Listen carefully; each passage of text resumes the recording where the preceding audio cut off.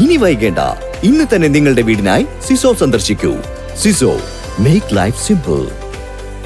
മുൻ മുഖ്യമന്ത്രി ഉമ്മൻചാണ്ടിയെ അനുസ്മരിച്ച് പട്ടാമ്പി നഗരസഭ സിവിൽ സ്റ്റേഷൻ 23-ാം വാർഡ് കോൺഗ്രസ് കമ്മിറ്റിയുടെ നേതൃത്വത്തിൽ അനുസ്മരണ യോഗം നടത്തി.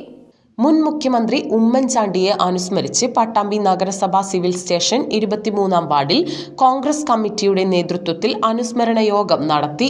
യോഗത്തിൽ വാർഡ് കൗൺസിലർ KR നാരായണസ്വാമി അനുസ്മരണ പ്രഭാഷണം നടത്തി യോഗം ഉദ്ഘാടനം ചെയ്തു.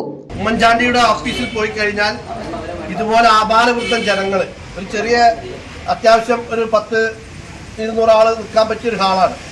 അതിന് മുഖ്യമന്ത്രിയുടെ ചെയർ അവിടെ ഉണ്ടാവും. മുഖ്യമന്ത്രി പക്ഷേ ചെയറിൽ ഇരുന്ന് നമ്മൾ കാണാറില്ല.